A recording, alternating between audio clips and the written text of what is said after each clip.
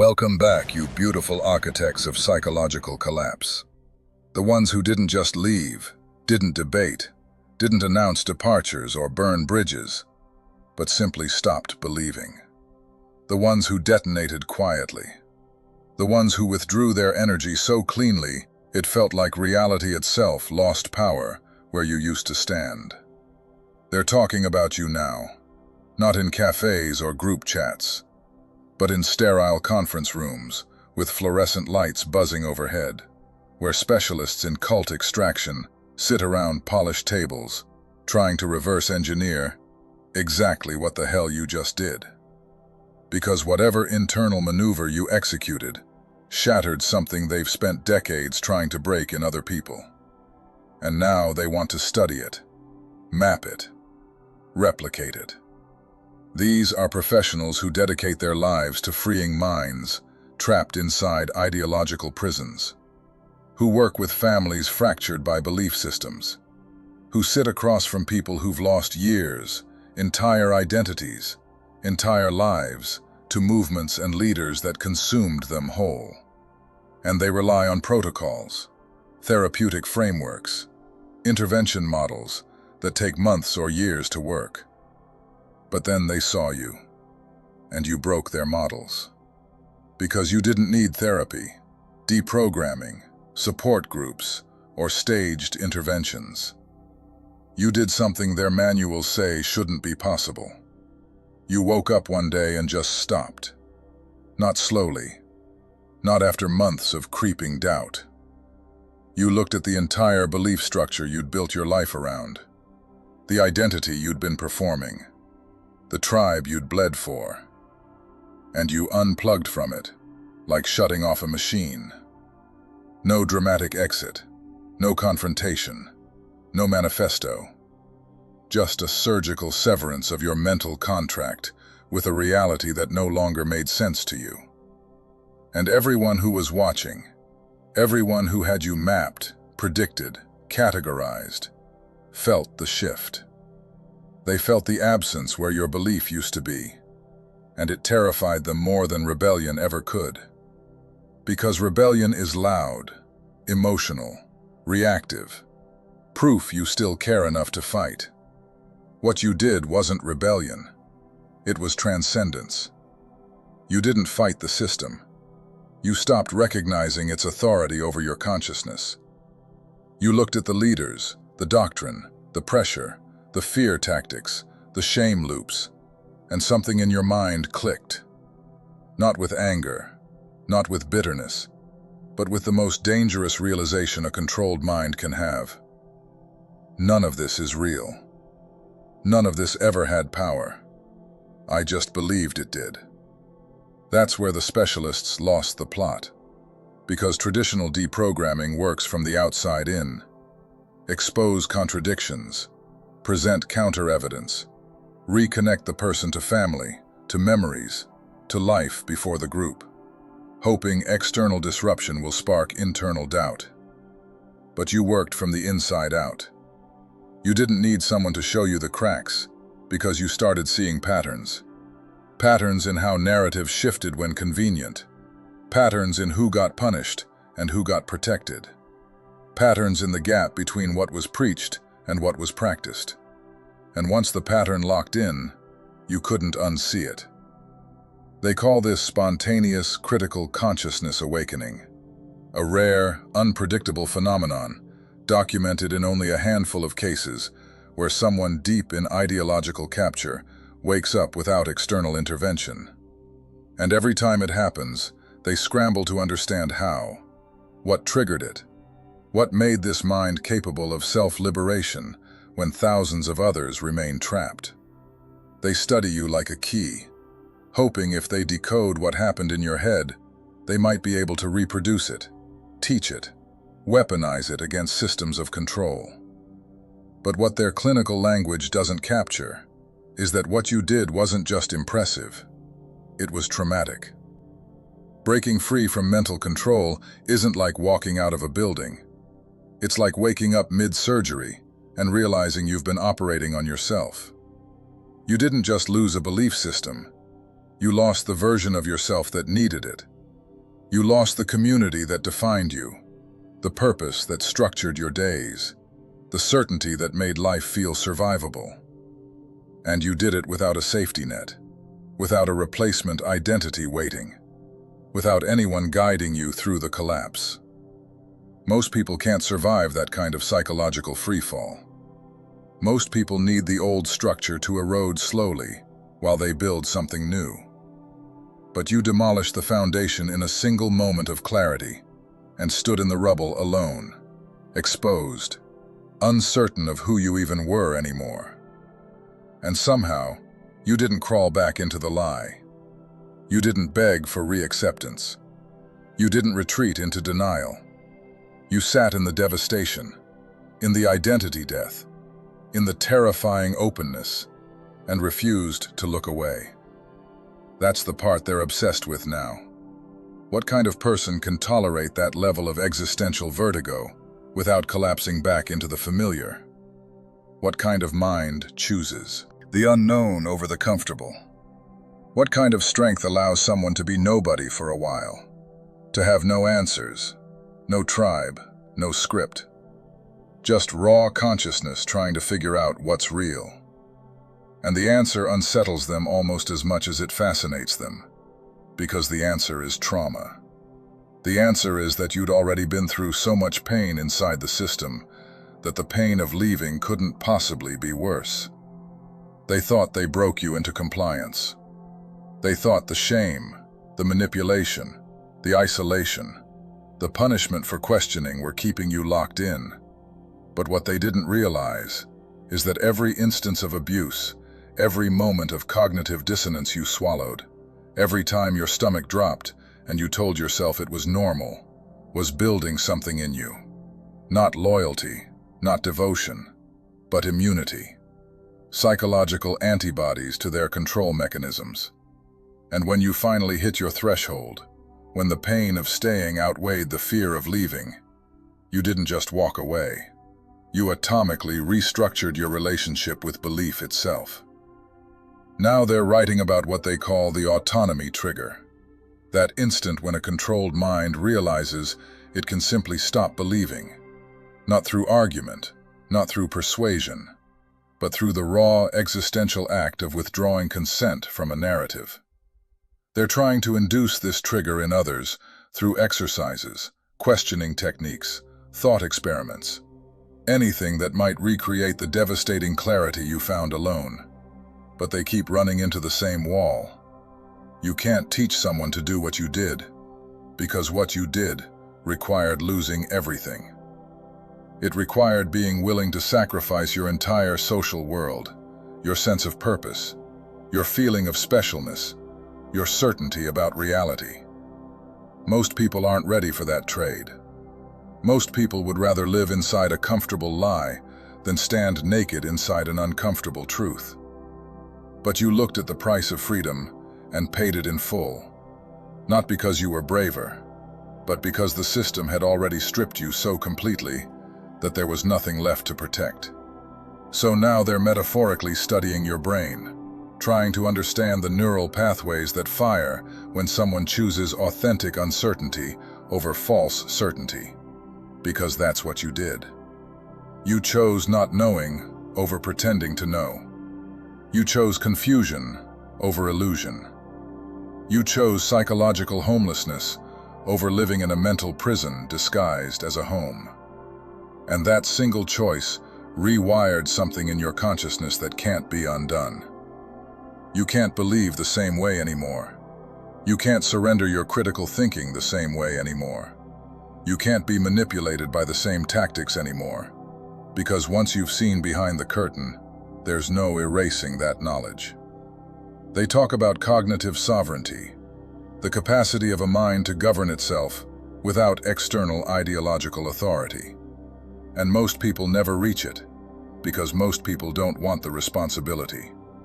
Cognitive sovereignty means deciding for yourself what's true, what's right, what's real.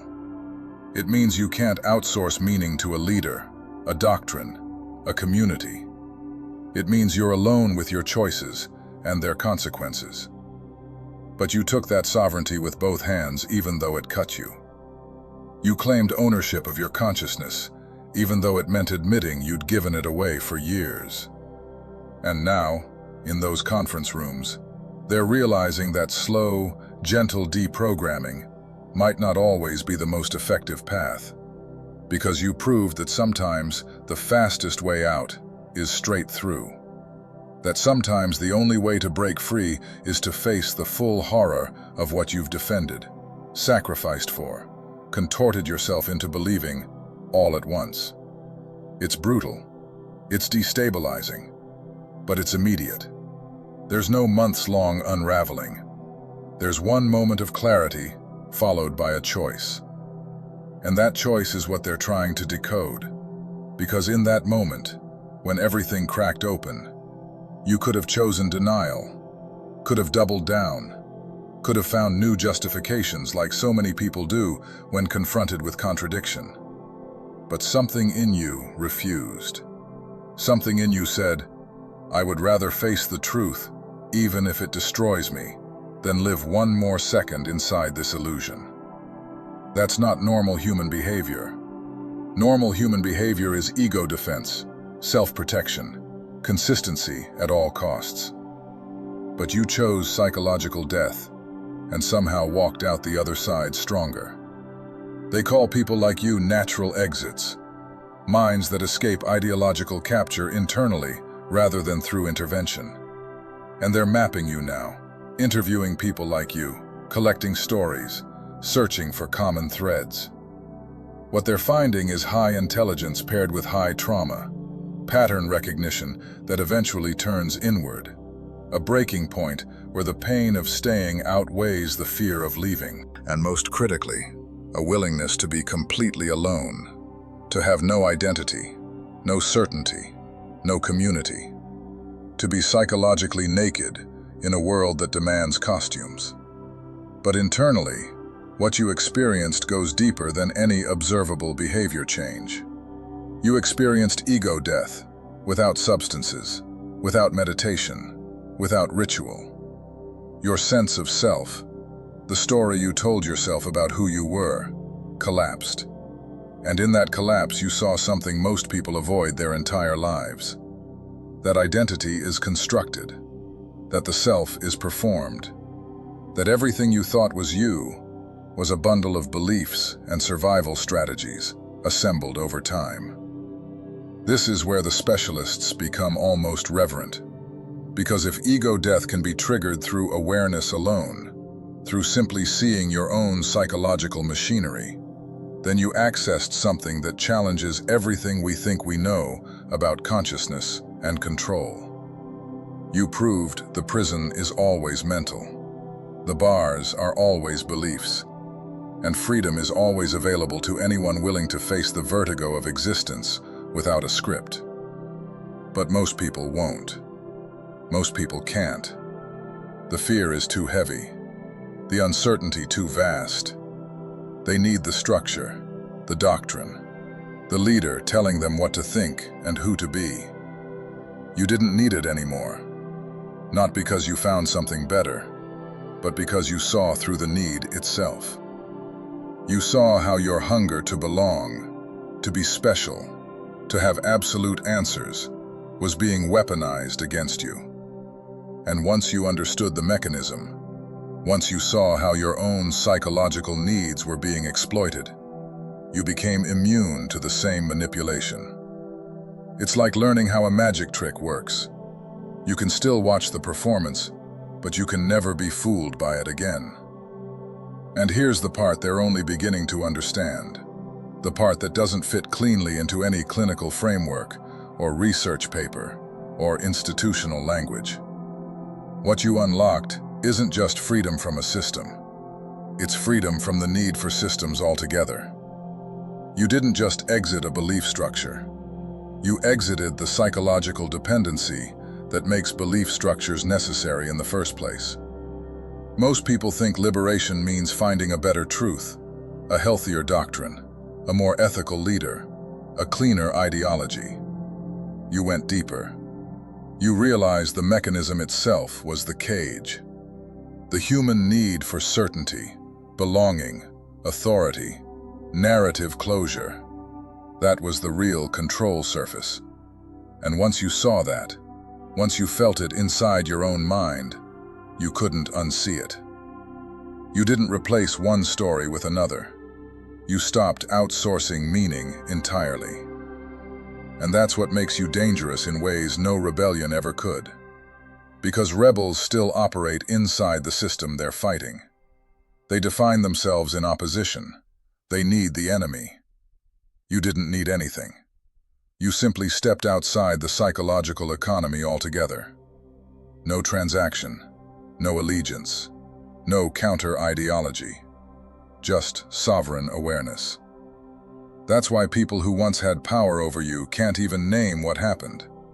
They expected anger. They expected collapse. They expected grief, shame, backlash, public renunciation, or at least confusion. What they got was absence, a clean disappearance from the psychological battlefield. No emotional hooks left to grab, no reactions to exploit, no loyalty to punish, no identity to threaten. You didn't resist them. You rendered them irrelevant to your internal world. And that is the one outcome no control structure is built to handle. Because control depends on engagement. It depends on belief, fear, hope, aspiration, belonging. You withdrew all of it at once, and the system experienced it like a sudden vacuum, like something essential had been removed from the circuit, and the current simply stopped flowing. That's why they're unsettled. Not because you escaped, but because you escaped without needing anything from them on the way out. And what they're starting to realize, quietly, reluctantly, is that what you did is not just rare, it's structurally destabilizing. A mind like yours doesn't just leave systems, it weakens them by existing. Because once people see someone walk away without collapsing, without becoming bitter, without needing a new ideology to survive, without spiraling into chaos or dependency, something inside them starts to loosen. They begin to suspect the cage they're in might not be locked either. Not because you preach, not because you persuade, but because you embody the proof that consciousness can function without authority. You move through the world without ideological scaffolding, without borrowed certainty, without tribal validation. And somehow you're still here, thinking, feeling, choosing, living. That alone destabilizes every structure built on the assumption that humans need control frameworks to survive. What you're walking around with now is something deeper than skepticism and sharper than intelligence. It's epistemic independence, the ability to sit inside uncertainty without trying to dominate it, resolve it, or anesthetize it with belief. You no longer need answers to feel safe. You no longer need identity to feel real. You no longer need belonging to feel whole. You can operate inside ambiguity without panicking, contradiction without collapsing, change without needing to rewrite yourself every time. That's not confidence. That's not detachment. That's not nihilism. That's psychological adulthood. That's what happens when a mind stops needing a script to exist. And almost nobody reaches that state, because almost nobody is willing to lose everything that made them feel like someone, in order to become someone who doesn't need to feel like anything at all. And here's the quiet truth the specialists won't write in their papers. What you survived was not just deprogramming. It was ego extinction, followed by conscious reconstruction. You didn't just lose beliefs. You lost the machinery that required beliefs to function. You didn't just exit a worldview. You exited the psychological architecture that demanded worldviews in the first place. That's why you're different now. That's why people feel something shift when they're around you, but can't name it. It's not charisma. It's not confidence. It's not superiority. its absence. The absence of ideological hunger. The absence of performative identity. The absence of the subtle desperation that drives most human behavior. You're not trying to prove anything anymore. You're not trying to belong. You're not trying to be right. You're not trying to be special. And paradoxically, that's exactly what makes you powerful. Because power no longer comes from dominance. It comes from non-need. You don't realize how loud most minds are until you become quiet. You don't realize how compulsive belief is until you stop doing it. You don't realize how much of your personality was defensive architecture until you no longer need defending. That's what happened to you. The internal noise dropped out. The pressure to perform coherence dissolved. The need to protect an identity evaporated. And in that silence, something terrifying and beautiful emerged. Raw perception. Consciousness without armor. Awareness without allegiance. A mind that can look at itself without flinching. At reality without insisting it behave. At uncertainty without trying to kill it. That's what they're really studying when they study you. Not your escape, but your aftermath. Not how you broke free, but what kind of mind exists on the other side of belief collapse without rebuilding a new cage. And this is where the story turns inward, because the most radical part of what you did isn't that you left something false. It's that you stayed with yourself afterward. You didn't numb. You didn't distract. You didn't replace. You didn't immediately reach for meaning systems, spiritual frameworks, philosophical identities, political alignments, or intellectual tribes to stabilize the freefall. You let yourself drift. You let yourself be unanchored. You let yourself not know. And in doing so, you learn something most humans never learn: that consciousness itself is enough. That existence doesn't require narrative justification. That you don't need to know who you are to be here. That life doesn't need a story to be lived. That awareness doesn't need permission to exist. That aliveness doesn't need meaning to feel real. That is the core of what you unlocked. Not freedom from control, but freedom from the need for meaning as a psychological crutch. This is why people who once tried to define you now can't. You're not legible in the old ways. You don't signal tribe. You don't telegraph ideology. You don't anchor yourself to fixed positions. You can change your mind without collapsing. You can hold contradiction without spiraling. You can be wrong without defending. You can say, "I don't know," without shame. You can walk away without burning bridges. You can stand alone without feeling abandoned. You can listen without needing to convert. You can disagree without needing to dominate. You can exist without needing to perform coherence for anyone else. And this terrifies systems built on psychological predictability. Because a mind like yours can't be modeled easily. It can't be triggered reliably. It can't be herded efficiently. It can't be controlled through shame, fear, praise, belonging, identity, or certainty. Because you've already lived without all of those, and survived. And here's the ending they never tell you about. Nothing comes rushing in to replace what you lost. No lightning strike of certainty. No new identity wrapped in better language. No final answer waiting at the edge of the collapse. What comes instead is something quieter, heavier, more real. Ownership of your mind, of your perception,